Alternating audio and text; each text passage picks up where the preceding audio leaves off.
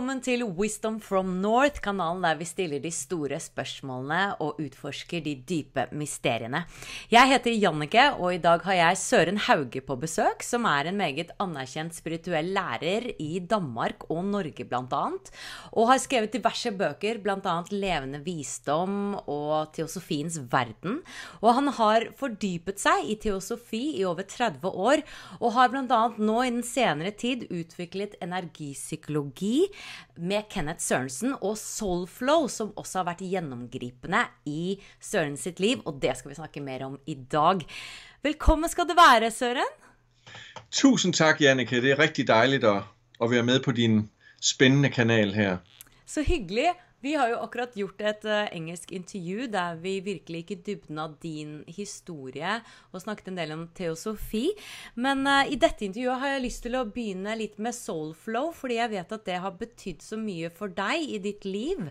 Og jeg synes det en veldig spennende, hva skal man kalle det, metode eller retning, eller det faktisk en healing-metode egentlig.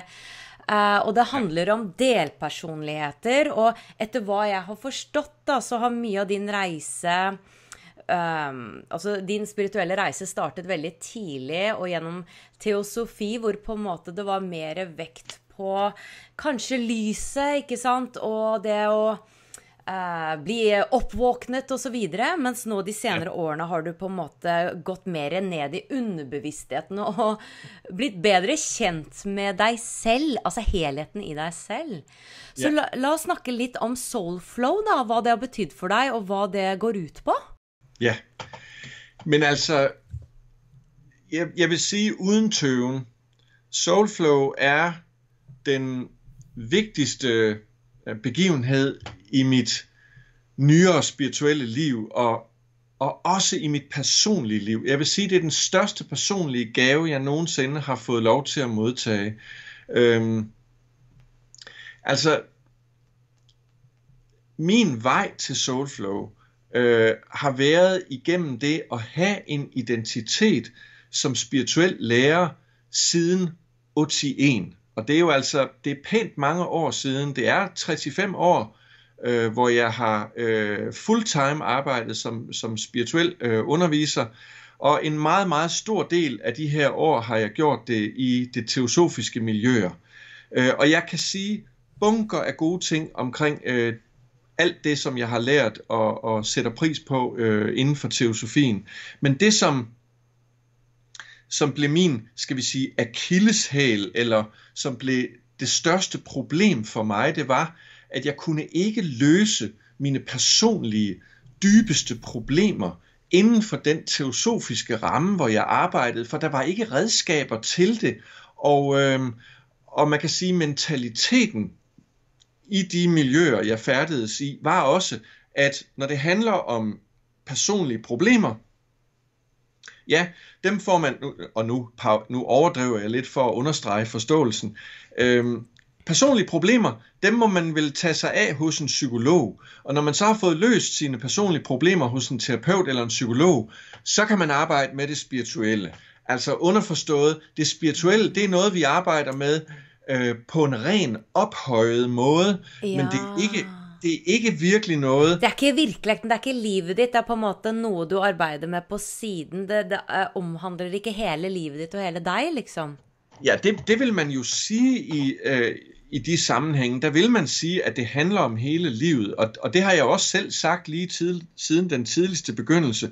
Problemet bare, eller var for mig, at der var ikke redskaber til at takle de sværeste problemstillinger, simpelthen fordi det ligger ikke inden for teosofiens spiritualitet, at den en værktøjskasse for psykoterapeutiske arbejdsformer. Det begyndt at komme mere og mere i de seneste år, at man integrerer de ting i teosofien, men i de mange år, hvor jeg var en del af det, der var det virkelig, jeg var lige ved at sige, persona non grata, hvis man begyndte at beskæftige sig med drømmetydning eller underbevidsthed. Og problemet ved det var, at der var alt for mange personlige issues, som ikke blev løst iblandt mennesker i miljøet, og det avlede et usundt klima for at være ærlig og naturlig, og det blev alt for meget noget med at leve op til særlig spirituel standard. Hvordan er man, når man kommer i disse kredse og taler om aura, chakra, reinkarnation, dharma, højere bevidsthed, engle, Atlantis, så er man sådan her. Så er vi ophøjet, og så lyser vi, og daglige banale problemer, ja, det må man ordne et andet sted. Men det vi egentlig kalder spirituelt ego? For det blitt et sånn uttrykk at man kan få et veldig ego på at man spirituell, og så skal man på en måte forklare alle hva spiritualitet og... Ja, selvfølgelig. Ja. Det vil jeg uden tøven sige ja til.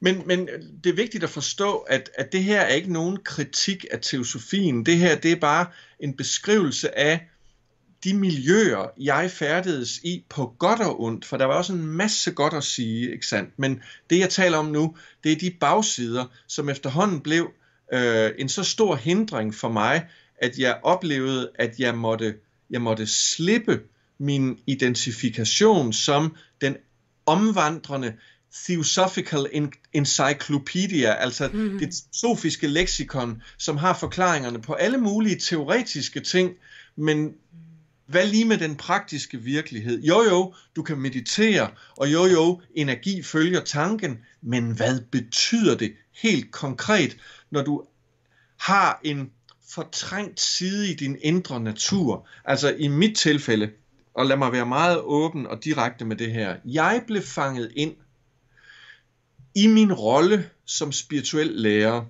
i de teosofiske miljøer, der bliver jeg fanget ind af alle de forventninger, folk havde til mig, og al den energi, jeg skulle bruge på at arbejde for overhovedet at overleve i det, fordi min økonomi, den var meget, meget lille. Og jeg fik også at vide i miljøerne, fordi sådan er det jo, arbejder man med det spirituelle, så kan man leve for få penge.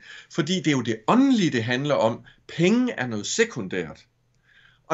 Og det gjorde, hvis du kan følge mig i det, at der udviklede sig en holdning, hvor jeg skulle faktisk arbejde nærmest non-stop for at overleve i miljøet, fordi jeg havde det jo som profession, som levevej. Og når man så ikke må, altså det betød, at jeg var oppe i så højt et aktivitetsniveau, at jeg havde ikke rigtig tid til at leve et normalt hverdagsliv, fordi jeg skulle altid være overaktiv, for at vi bare kunne betale til de daglige udgifter. Og det betød, at jeg forsømte min rolle som far for 2 skønne piger. Det betød, at jeg ikke var nok til stede for min hustru, Jette, som jeg burde have været. Og det betød også, at jeg begyndte at bruge min identitet som spirituel lærer som en flugt fra at deale med de udfordringer, som jeg egentlig burde tage mig af i min hverdag. Og pointen var, jeg anede ikke, hvad jeg skulle stille op. Og tanken om, at jeg skulle begynde at gå hos en psykoterapeut, tænk hvis den psykoterapeut var en af dem, der kom på mine kurser. Ja, ikke sandt. Tanken om at komme til en person og fortælle de mest besværlige ting omkring, hvor dårlig jeg var til at håndtere, når mine piger, de gerne ville have min opmærksomhed, og hvor egoistisk jeg i virkeligheden også var, under dække af, at jeg skulle arbejde som spirituel lærer. Det magtede jeg simpelthen ikke. Jeg var hunderæd ved tanken omkring det. Så den kombination af, at jeg ikke følte, at miljøet tilbød et klima, at man kunne arbejde med de her ting i nok grad, og at jeg samtidig også var bange for konsekvenserne af at gå åbent ud med det, og opsøge terapeuter, som måske i virkeligheden læste mine bøger, og så her kommer jeg med alle mine værste ting og sager. Det afholdt mig længe, men kun til et vist punkt. Det jeg havde brug for, og det var så min redning, det var, at inden for miljøerne, var der en kollega, en international kollega, Gordon Davidson, som arbejdede med en tilgang til underbevidstheden, og en tilgang til det at arbejde med sine personlige problemer, som var lige nøjagtigt det, der var min heldige redning, kan man sige, i det. Og jeg havde jo bedt om det længe, og jeg skal også sige, at... Altså, du havde bedt om det til på en måde højere, eller universet, ja. Ja, altså, helt konkret for mig så, det store vendepunkt i mit liv, altså jeg begyndte som teosofisk og spirituel lærer i 81, der begyndte jeg. Og i 2007, der var det store vendepunkt i mit liv. Det var en skelsættende ændring.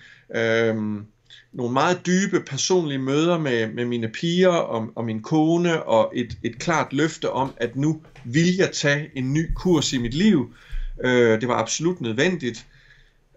Og jeg kom på en rejse til Indien, og jeg kom på en rejse til USA, og det var meget, meget store, vigtige vendepunkter for mig, og jeg kunne mærke, nu begynder mit nye liv, og nu skal jeg finde min nye vej. Og så havde jeg og har haft, og har stadig, et meget stærkt og dybt venskab til min kollega og ven, Kenneth Sørensen, som jo nu er blevet norsk gift, og som også har været meget aktiv i Norge her de senere år. Vi lavede så mange projekter sammen, og vi besluttede os for at gå virkelig i dybden med udviklingen af ny energipsykologi, og senere udviklingen af Soulflow-metoden. Så jeg havde i ham en nær ven, og han var jo psykoterapeut. Og jeg kunne jo også se, at selvom han var kollega, også i de teosofiske kredse, så arbejdede han jo dybt med det psykoterapeutiske. Og fordi han var så nær en ven, så begyndte han jo også at dele med mig, og jeg kunne også have fortrolighed med ham. Og det løsnede jo gevaldigt op for mig, for her havde jeg en ven og en kollega, som samtidig arbejdede med det psykoterapeutiske, men han var ikke, så at sige, bundet så kraftigt ind i det teosofiske miljø. Han var mere fri og sin egen. Og så sker der så det, at vi begge to, både han og jeg, igennem vores kontakt med Gordon Davidson, hører om, at Gordon Davidson gerne vil tilbyde træning for en gruppe af internationale samarbejdspartnere i udviklingen af i at lære den metode, som han havde brugt med klienter og udviklet i en årrække. Den hed flere ting, den metode. Den hed Joyful Evolution og Multidimensional Psychology, og et tredje navn brugte han også omkring det. Psykosofi kaldte han det også. Han havde flere navne for det, men han besluttede sig for at tilbyde træning til en gruppe mennesker internationalt. Og jeg var så heldig, at jeg var jo så en af dem, han talte tidligt med omkring det. Og det viste sig jo så, at da han tilbød det til mig og snakkede med mig om, jeg vil gerne træne dig, hvis du har lyst, så skal du være velkommen, Søren. Så viste det sig faktisk, at Kenneth var begyndt at tage personlige sessioner hos ham på Skype. Så Kenneth var i gang. Og jeg sagde jo så yes til at komme på det her hold. Og vi blev 25 mennesker fra 8 forskellige lande, fortrinsvis i Europa. Men der var også en fra Australien, og der var også en fra USA med. Og han havde et lille hold i USA samtidig med.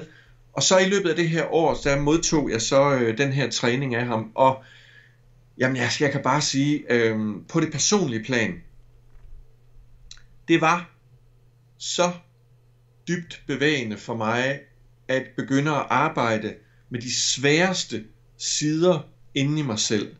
Altså de rum inde i mit indre hus, som jeg havde undgået af frygt for, hvad jeg skulle stille op med det, dem havde jeg nu en ny tilgang til, som nærmest smeltede en varme ind i de områder og til de sider af min natur, som jeg ikke havde vidst, hvad jeg skulle stille op med. Og virkningen var altså så kraftfuld, at der gik ikke ret lang tid, så bemærkede alle i min familie, Jette, min kone, mine 2 piger, ja, min bror og hans kone og min mor, jeg mener, alt omkring mig i min nærmeste familie kunne jo se, hvad det var, der skete med mig. Altså, jeg ændrede udstråling, og i stedet for at være den der vildt stressede, højt gearede, mentale, spirituelle lærer i konstant, så kunne jeg jo mærke, at jeg var til stede på en ny måde, og lyttede på en anden måde. Og så fordi jeg arbejdede med mig selv, så frisatte jeg nogle sider inde i mig selv, som bare gjorde, at jeg kunne jo også mærke med det samme, at det her, det skal jeg selvfølgelig også gøre for andre.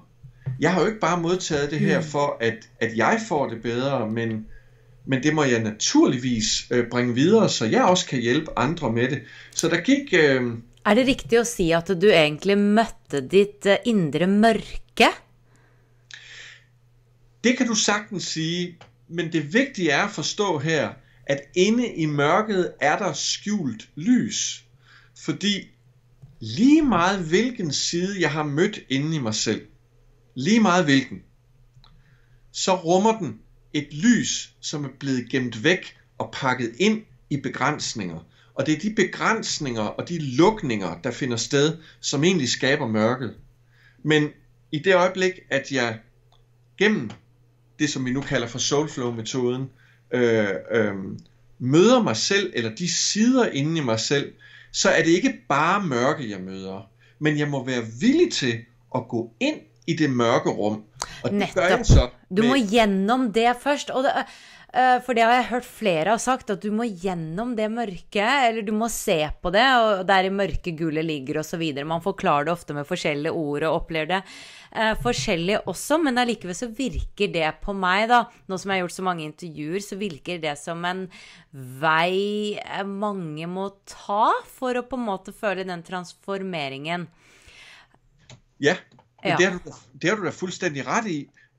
Men det må jo ha vært tungt også en periode, så det må jo ha vært når du virkelig plutselig på en måte dro gardinene fra og så inn i dette her på en måte. Det må jo ha vært litt tungt også.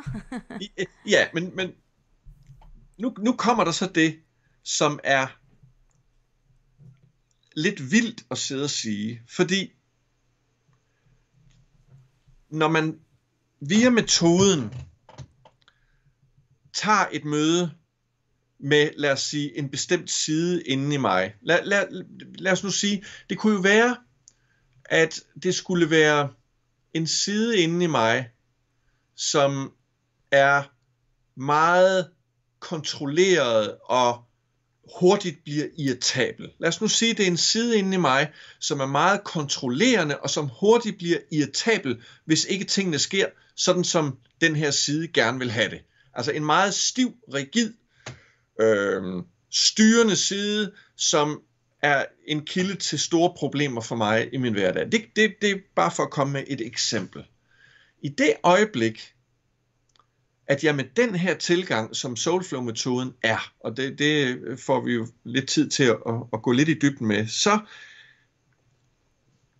i samme øjeblik, at jeg åbner op på den måde, som metoden gør det her, så er der altså det at sige til det, at metoden er så mild, den er så nænsom og så værdsættende, at det man måske troede ville være at gå ind i helvede og gå igennem forfærdelige landskaber af mareridtsagtig karakter, for endelig at komme hen til et eller andet håbefuldt. Det er bare slet ikke sådan, det er, fordi når man med den her tilgang åbner for disse sider, så kommer man med et meget stort lys og en stor varme og rummelighed og åbner til sådanne sider, og så er det slet ikke helvede på jord at møde dem. Betyr det at du faktisk ikke, for jeg har skjønt litt av metoden, vi snakket litt om det i det engelske intervjuet, at det handler om å skape et rom for disse delpersonlighetene, eller delsidene, og vise dem altså, aksept og kjærlighet, og lytte til dem.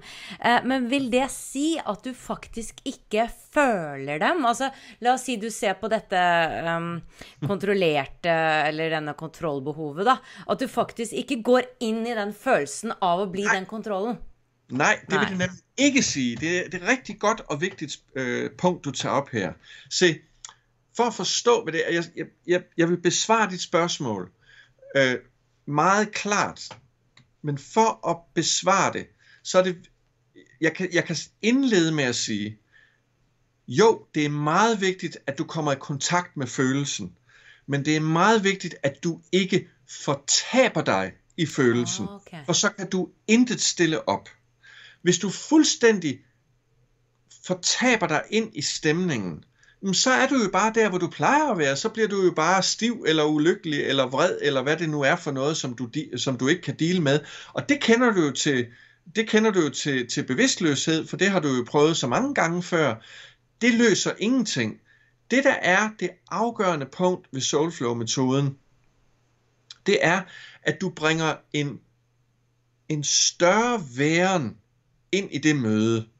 Og det er derfor, at man kan ikke arbejde med Soulflow, hvis man ikke har den her meditative tilgang.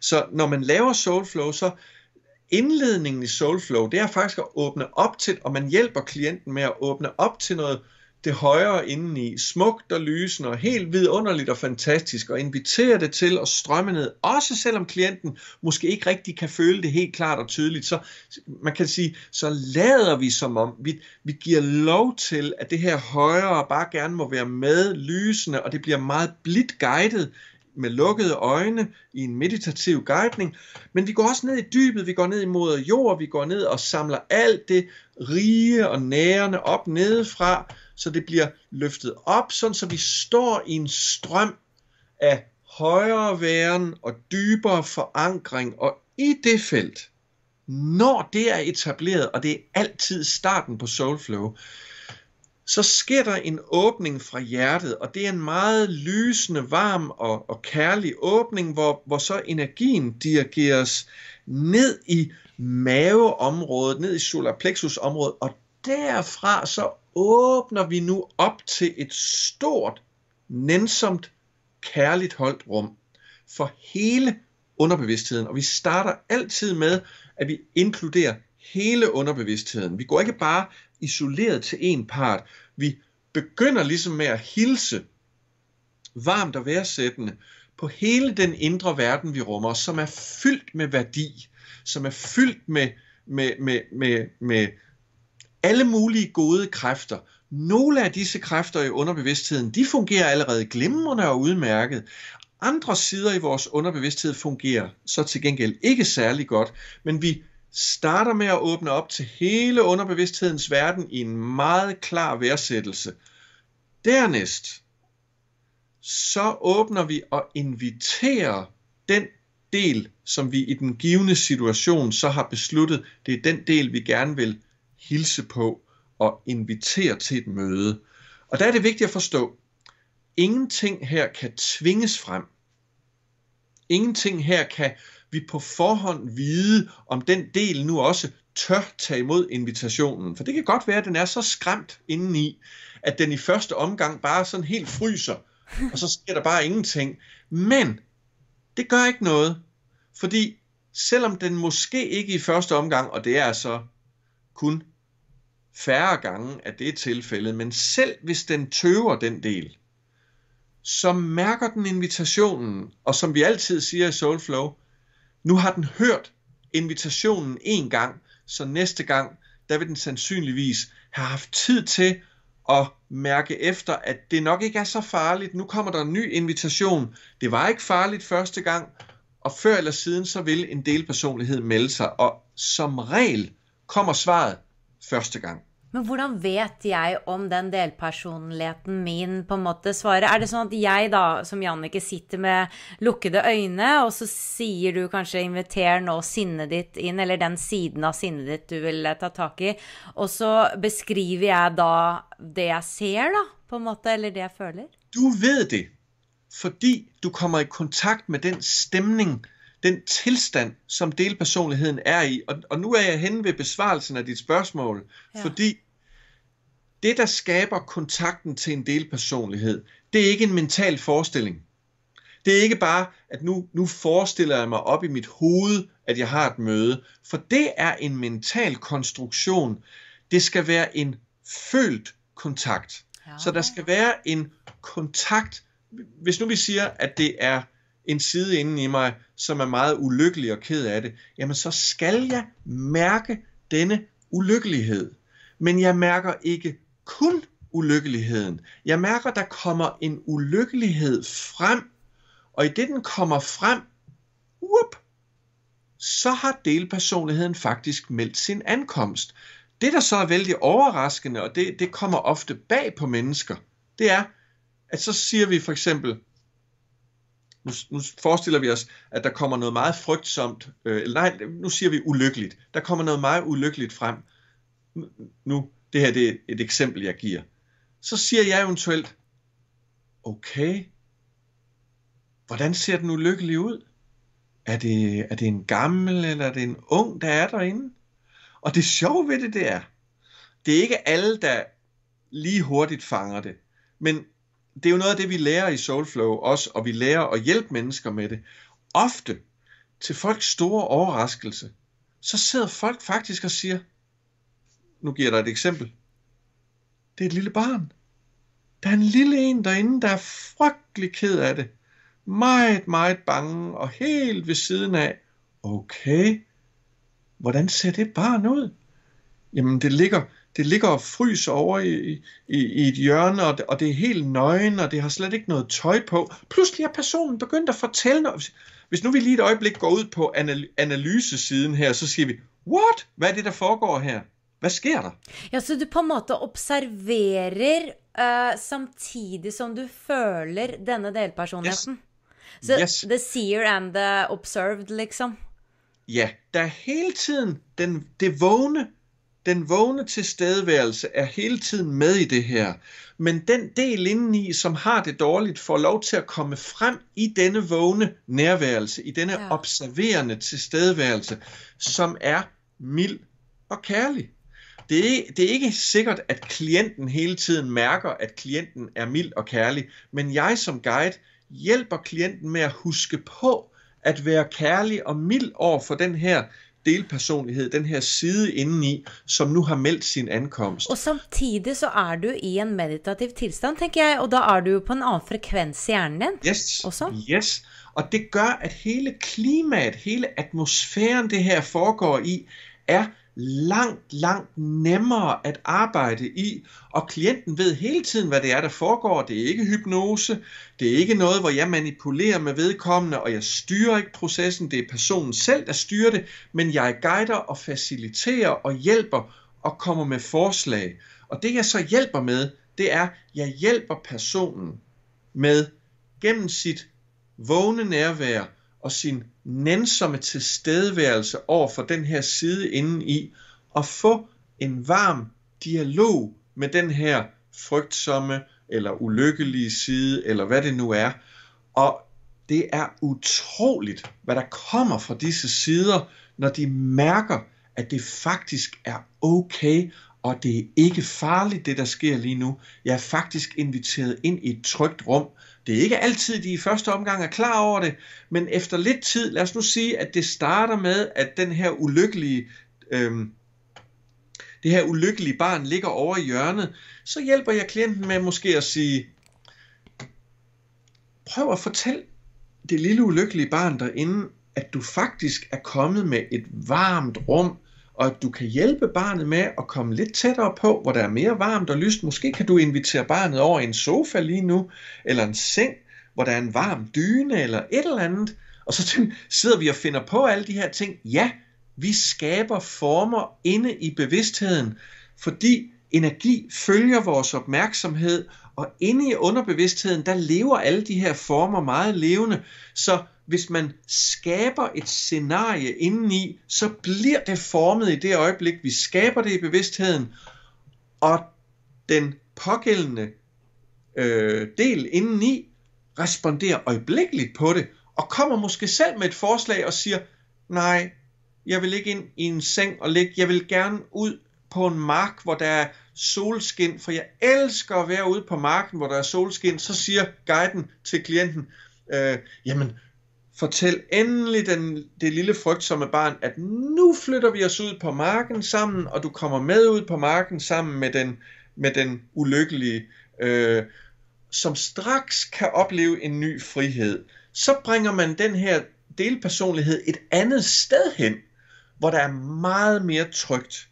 Og nu kan den måske så i virkeligheden fortælle med større lethed, hvorfor er du så ulykkelig? Hvorfor har du det så tungt indeni? Jamen det er fordi sådan og sådan og sådan. Og så kommer der en historie. Og den historie, det er historien om, hvorfor den person, som sidder over for mig, er landet i det, som er så forfærdeligt. En meget vigtig fortælling, der bliver fortalt her. Og det kan godt være, at det er noget fra barndommen. Det er det meget ofte. Men det kan også godt være, at det beror på nogle oplevelser af nederlag. Måske er det på jobbet, at vedkommende har haft nogle frygtelige nederlag, og så er vedkommende blevet meget ulykkelig. Jeg duer ikke til noget, jeg kan ingenting, og det har ramt ved noget indeni, som så nu endelig får lov til på en mark med under en strålende himmel, omgivet af varme og tryghed, og fortælle sin historie. Så det er jo i virkeligheden en form for levende storytelling, der foregår inde i et landskab, inden i personen. Og så er det en slags energi, som blir frigitt, ikke sant? Eller transformeres, fordi alt er jo energi, og jeg skjønner jo at vi består av så mye inni oss, at det er helt... Det er næsten uforståeligt. Fuldstændig rigtigt, og det der er så magisk og mageløst, det er, jeg har jo ofte haft mennesker, når sessionen er færdig, så sidder folk nogle gange, det er jo ikke hver gang, men nogle gange så sidder folk bare og tænker, så begynder deres hverdags fornuft at tænke, og så siger den, wow, hvad var lige det der skete her, og så sniger det sig ind,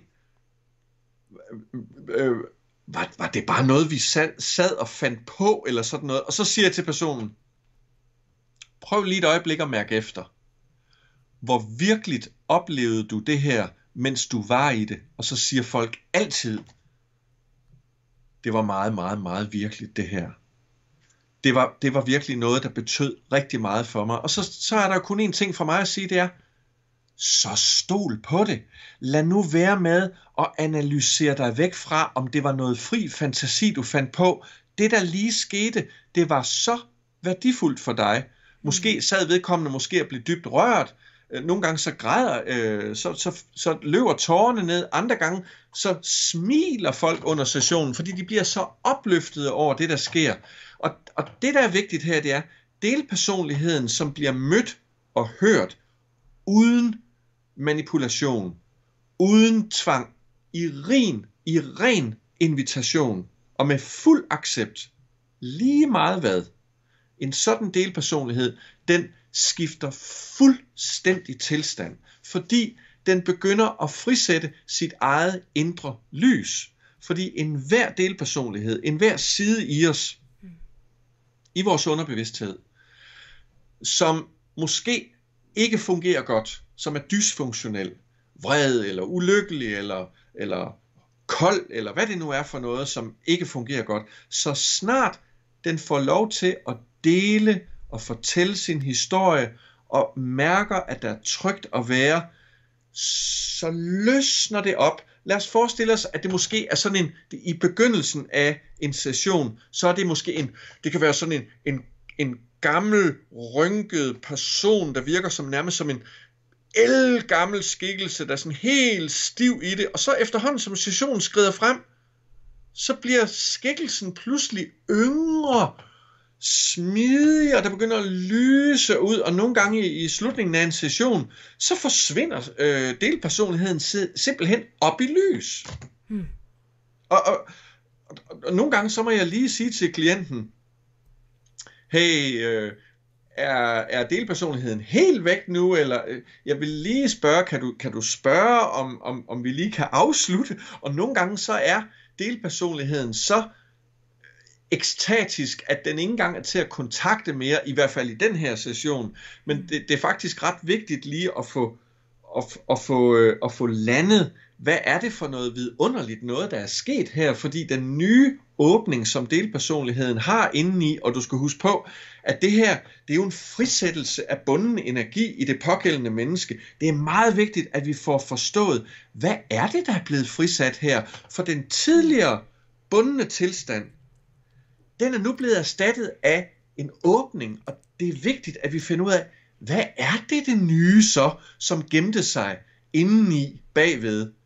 Fordi... Det er så fascinerende, Søren, for at jeg hører det samme om og om igjen, bare med litt forskjellige, selv om man kan dere kaller det soulflow, noen andre kaller det shadow work, noen tredje kaller det inner child work, og så er det 100 variasjoner, men essensen er det samme. Jeg hører den om og om igjen nå. Jamen, klart. Ja, og særlig de siste årene, hvordan det med motstand, da, det er blitt noe jeg har forstått. Om du har motstand mot ting, så er det sånn det binder seg, og det holder seg, og det det blir bare mer av det, men aksepterer du da alle disse sidene av deg selv, og det til og med alle sider, altså. Det liksom ikke, ja, 90%, men ikke de 2 siste prosentene. Det alle sider av deg selv. Hvis du aksepterer det, og den selvkjærligheten, det der på en måte, da gir det slipp da. Og det litt av det samme her. Bare en annen metode, eller en annen måte å på en måte gå til verks da. Du har fuldstændig ret, og jeg vil sige med det samme. Det rigtig, rigtig vigtigt at understrege, at der mange metoder i dag, som har stærk slægtskab til det, som jeg sidder og fortæller lige nu. Og jeg sidder jo heller ikke og påstår, at Soulflow-metoden er den eneste nyskabelse på jorden i nyere tid. Det vil jo være fuldstændig vanvittigt. Tværtimod vil jeg sige, at det, som jeg oplever, det er mange, og jeg har jo været så heldig og er så taknemmelig at kunne sige, at sammen med Kenneth har jeg uddannet omkring 50 Soulflow, eller omkring 50 Soulflow-guider her i de seneste år, og er så i gang med nu at fortsætte det næste uddannelseshold, som starter her på våren, her i det her forår. At den rejse, som nu tabte jeg faktisk tråden. Hvad var det egentlig, jeg var ved at tale om her? Du snakkede om, at du er uddannet 50. Ja, der var den. Se, Soulflow-metoden, de fleste, når de hører metoden i alle dens aspekter, de genkender forskellige facetter af noget, de har hørt før.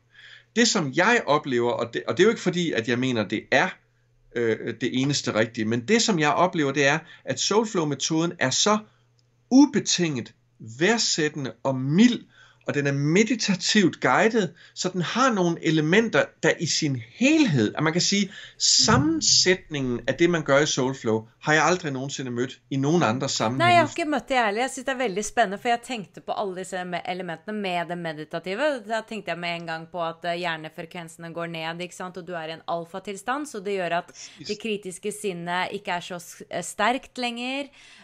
Dere trekker inn en større consciousness, dere møter disse indre barna med aksept, med kjærlighet, med trygghet, og dere lytter til deres historie, så det er så mange ting her. Og lyset i mørket og alt det der. Veldig spændende. Men det, lige præcis, og det som jeg så vil sige, som det var også det, jeg ville have fat i før, det var, der har været en meget stor glæde at opdage. Jeg har jo været med til at uddanne folk i Soulflow-metoden, både folk, som er nye i det spirituelle, mennesker, som måske er zoneterapeuter, eller som har en eller anden form for healingspraksis i forvejen, eller mennesker, som måske har været praktiserende psykoterapeuter lang tid, i mange år. Alle disse mennesker, uden undtagelse, har beskrevet denne metode som yderst værdifuld. Jeg har ikke mødt en, som har sagt, at det var spild af tid, eller at det kendte de godt i forvejen i den form. Så man kan sige, metoden går fint hånd i hånd med eksisterende tilgange og metoder, og jeg vil til enhver tid opmuntre folk til at integrere metoden og lade den blive suppleret af de andre tilgange, mennesker måtte have. Men det, der er så smukt ved det, det er, at trænede og erfarne psykoterapeuter har med varme favnet den her metode, og taget den til sig, som et virkelig højt skattet redskab og en tilgang i deres psykoterapeutiske praksis, sådan at de nogle gange, når de har klienter, som måske er klar til den her tilgang, jamen så anvender de Soulflow i stedet for traditionel psykoterapi. Ja, og det synes jeg jo er helt vidunderligt. Ja, og jeg synes det er så fint at kunne se på, at ja, det findes så mange metoder, fordi nogen passer dig, nogen passer mig, og men det at jeg hører mye av de samme elementene, det gjør jo at det ringer sant, ikke sant? At jeg tenker, men det er en rød tråd her. Det er liksom ikke noe vilt forskjellig. Nei, det er det du skal tro på. Eller det. Altså, det går igjen mye av det samme. Og da får jeg en følelse at her er det noe som i hvert fall resonerer med meg da. Ja, det er noen røde tråder her som går igjennom. Altså, det virker som det er noen universelle sannheter, eller en slags universell visdom da. Jeg tror simpelthen, Janneke, at det her handler om, at det er simpelthen nu sådan i vores tid, at det nye paradigme, eller det nye holistiske, multidimensionale univers, nødvendiggør simpelthen en kærlig, accepterende tilgang til de dybere lag i vores bevidsthed, og ikke kun en tilgang til de højere lag i vores bevidsthed. Så jeg tror simpelthen, du har fuldstændig ret. Det er en global agenda. Det er noget, der foregår overalt på kloden, og mere vinder frem. Og det er faktisk også, jeg vil gå så vidt som at sige, det handler ikke kun om dig og mig og vores underbevidsthed. Nej, det handler også om noget meget større, som vi samtidig er en del af. Og nu bliver jeg helt vild, med, og vi har kun kort tid, så jeg siger det bare. Det som Soulflow-arbejdet gør inden i os, med vores egen underbevidsthed, med de dybere aspekter af vores egen indre natur, hvor vi integrerer de højere spirituelle dimensioner med de dybere, mere basale sider i vores natur, og får det til at samarbejde og skabe et samarbejdende orkester, der kan spille vores livs musik. Det er jo i virkeligheden det samme, som vi har behov for at gøre i global skala, forstået på den måde, at verdens fremtid afhænger jo af, om vi er i stand til at skabe forsoning med moder jord, og med naturens ressourcer, og med den levende natur, og alt hvad der er omkring os, al den vold vi har begået, al den brutalitet vi har begået på miljøet, og på naturen, og alt levende, og på hinanden selvfølgelig, der kan man sige, at Soulflow som en individuel tilgang, åbner jo i virkeligheden også op til en ny måde at se verden på, ligesom vi skal møde vores egen underbevidsthed med kærlig forståelse og værdsættelse, sådan skal vi også forsone os med naturens kræfter i nænsomhed og med mildhed, og elske moder natur for den enorme rigdom og visdom, som moder natur rummer. Og jeg tror, det er faktisk en ret vigtig grund til, at, skal vi sige, bæredygtighed, eller det hedder jo bærekraft? Bæredygtig udvikling. Bærekraft, præcis. Og økologi og grønne værdier er jo i virkeligheden en del af en planetarisk healingsproces med moder jord, med alt den brutalitet vi har udsat naturen for. Og ikke mindst møte hverandre, kanskje med mer accept og forståelse, selv om, ikke sant, som vi møter våre delpersonligheter, møte hverandre med præcis. accept. Man kan sige, at når man begynder at arbejde med Soulflow, så opdager man ret hurtigt, og det gør man jo også med beslægtede metoder, men man opdager meget hurtigt, at det her er også en hjælp til konfliktløsning mellem mennesker. Fordi hvis man bliver bedre til at lytte til og møde sine egne indre forsømte sider i sin underbevidsthed, så får man også lettere ved at sidde over for et andet menneske, som måske er fyldt op af problemer. Ja, ikke sant? Man kan genkende dem også, kanskje, hos den andre. Præcis. Nettopp. Så det er et fantastisk perspektiv, det åbner for. Veldig spændende. Tusen takk, Søren. Dette har vært, nå vi sittet i 2 timer, hatt et engelsk intervju og et norsk intervju. Det var kjempespennende. Og som jeg sa til deg i sted, jeg kunne prate i 10 timer, for dette er dype temaer. Men vi får heller tenke at du kommer tilbake. Det hadde vært hyggelig. Det vil jeg med stor glæde. Så ja. Absolut. Tusen tak, Jannike. Ja, tusen takk, og lykke til videre med ditt fine arbejde. I lige måde til dig. Og takk for at dere så på, og husk å abonnere på kanalen hvis du ikke har gjort det allerede. Ha det bra!